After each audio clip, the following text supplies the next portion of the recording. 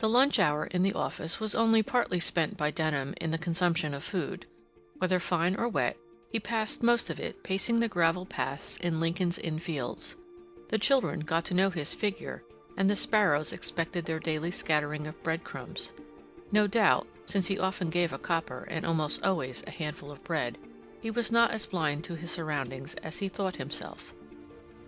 He thought that these winter days were spent in long hours before white papers, radiant in electric light, and in short passages through fog-dimmed streets.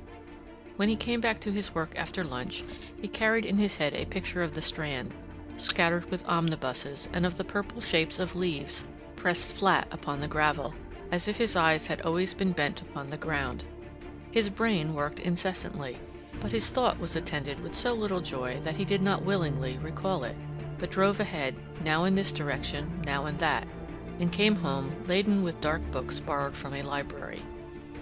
Mary Datchet, coming from the Strand at lunchtime, saw him one day taking his turn, closely buttoned in an overcoat, and so lost in thought that he might have been sitting in his own room. She was overcome by something very like awe by the sight of him. Then she felt much inclined to laugh, although her pulse beat faster. She passed him, and he never saw her. She came back and touched him on the shoulder. "Gracious, Mary!" he exclaimed. "How you startled me!"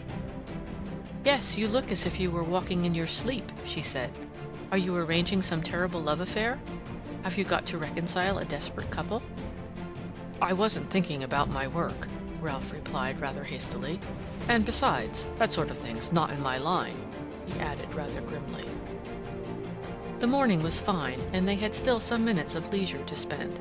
They had not met for 2 or 3 weeks, and Mary had much to say to Ralph, but she was not certain how far he wished for her company. However, after a turn or two, in which a few facts were communicated, he suggested sitting down, and she took the seat beside him. The sparrows came fluttering about them, and Ralph produced from his pocket the half of a roll saved from his luncheon. He threw a few crumbs among them. "I've never seen sparrows so tame," Mary observed, by way of saying something. "No," said Ralph, "the sparrows in Hyde Park aren't as tame as this. If we keep perfectly still, I'll get one to settle on my arm." Mary felt that she could have foregone this display of animal good temper, but seeing that Ralph, for some curious reason, took a pride in the sparrows, she bet him a sixpence that he would not succeed.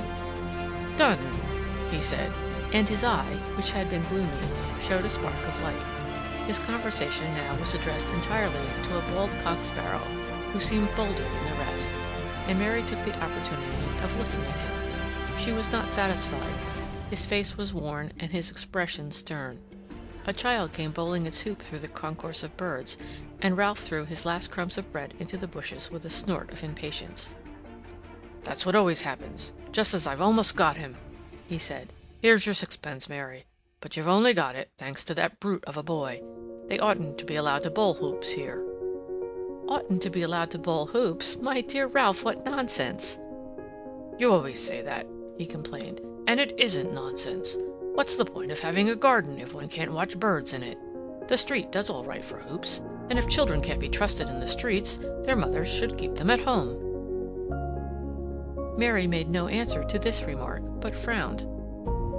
She leant back on the seat and looked about her at the great houses breaking the soft grey-blue sky with their chimneys. "Ah, well," she said, "London's a fine place to live in. I believe I could sit and watch people all day long. I like my fellow creatures." Ralph sighed impatiently. "Yes, I think so, when you come to know them," she added, as if his disagreement had been spoken. "That's just when I don't like them," he replied. "Still, I don't see why you shouldn't cherish that illusion, if it pleases you." He spoke without much vehemence of agreement or disagreement. He seemed chilled. "Wake up, Ralph, you're half asleep," Mary cried, turning and pinching his sleeve. "What have you been doing with yourself? Moping? Working? Despising the world, as usual?" As he merely shook his head and filled his pipe, she went on. "It's a bit of a pose, isn't it?" "Not more than most things," he said. "Well," Mary remarked, "I've a great deal to say to you, but I must go on. We have a committee." She rose, but hesitated, looking down upon him rather gravely. "You don't look happy, Ralph," she said. "Is it anything, or is it nothing?" He did not immediately answer her, but rose too, and walked with her towards the gate. As usual, he did not speak to her without considering whether what he was about to say was the sort of thing that he could say to her.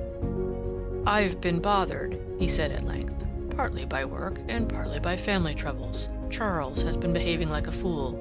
He wants to go out to Canada as a farmer." "Well, there's something to be said for that," said Mary. And they passed the gate and walked slowly round the fields again, discussing difficulties which, as a matter of fact, were more or less chronic in the Denham family, and only now brought forward to appease Mary's sympathy, which, however, soothed Ralph more than he was aware of.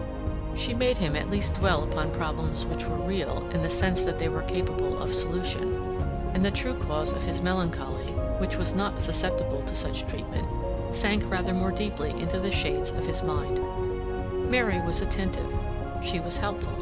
Ralph could not help feeling grateful to her, the more so, perhaps, because he had not told her the truth about his state, and when they reached the gate again, he wished to make some affectionate objection to her leaving him. But his affection took the rather uncouth form of expostulating with her about her work. "What do you want to sit on a committee for?" he asked. "It's a waste of your time, Mary." "I agree with you that a country walk would benefit the world more," she said. "Look here," she added suddenly, "why don't you come to us at Christmas? It's almost the best time of year." "Come to you at Disham?" Ralph repeated. "Yes, we won't interfere with you. But you can tell me later," she said rather hastily, and then started off in the direction of Russell Square. She had invited him on the impulse of the moment, as a vision of the country came before her, and now she was annoyed with herself for having done so, and then she was annoyed at being annoyed. "If I can't face a walk in the field alone with Ralph," she reasoned, "I'd better buy a cat and live in a lodging at Ealing, like Sally Seal. And he won't come. Or did he mean that he would come?" She shook her head. She really did not know what he had meant. She never felt quite certain. But now she was more than usually baffled. Was he concealing something from her? His manner had been odd. His deep absorption had impressed her. There was something in him that she had not fathomed, and the mystery of his nature laid more of a spell upon her than she liked. Moreover, she could not prevent herself from doing now what she had often blamed others of her sex for doing, from endowing her friend with a kind of heavenly fire, and passing her life before it for his sanction. Under this process, the committee rather dwindled in importance. The suffrage shrank. She vowed that she would work harder at the Italian language. She thought she would take up the study of birds. But this program for a perfect life threatened to become so absurd that she very soon caught herself out in the evil habit, and was rehearsing her speech to the committee by the time the chestnut-colored bricks of Russell Square came in sight. Indeed, she never noticed them. She ran upstairs as usual, and was completely awakened to reality by the sight of Mrs. Seal on the landing outside the office, inducing a very large dog to drink water out of a tumbler. "Miss Markham has already arrived," Mrs. Seal remarked with due solemnity, "and this is her dog."